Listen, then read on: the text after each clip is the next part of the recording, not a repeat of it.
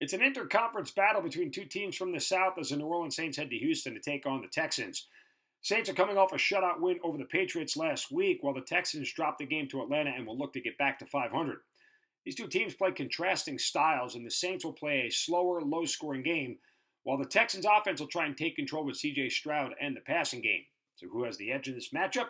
I'll have that as well as my prediction for the game coming up in just a moment. But first, as always, if you're enjoying this betting content, please go ahead and hit that like button. And if you want to be alerted of any more of our content, go ahead and subscribe to our channel as we release betting picks and predictions for every sport you can think of every single day. Looking at the Wager Talk Live odds screen, we see the Saints are a 1.5 point road favorite, total sitting at 42 or 41.5. Saints defense is very good, no doubt about it. They haven't allowed more than 20 points in 12 of their last 13 games.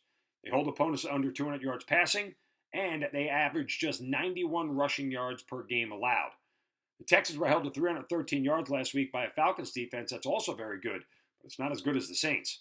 C.J. Stroud has dazzled this year with his play as a rookie and is yet to throw an interception. However, the Saints tied for the second most interceptions in the league through 5 games, and I think Stroud's likely to throw his first pick this coming week. Saints offense isn't anything to get excited about, and neither is the Texans defense.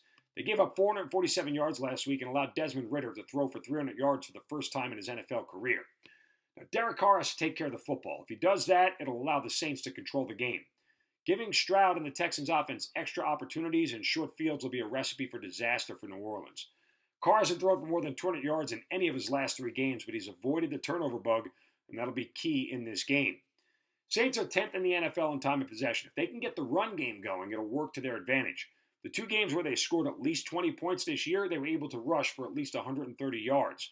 And while I feel confident the Saints defense can keep Stroud and company in check if they are controlling the clock, and they'll need to do so early in the game because it will limit scoring opportunities for Houston.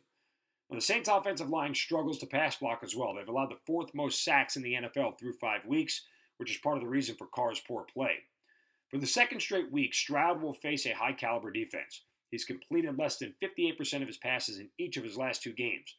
And I get the sense that Stroud may be coming back to earth here a little bit, and the Saints defense could expose that. As I said, I think Stroud throws his first INT of the year in this game. Unless the Texans offense and Stroud get going early, they can struggle for the entire game. The Saints allowed the fewest points in the first quarter and the first half this season, which is why I'll look to a first half under of 20.5 in this game. I think the Saints will probably win and cover this short number, but it's still hard for me to back an offense that averages just 19 points per game. If you're interested in more trends, game breakdowns, and picks, go ahead and check out this next game video.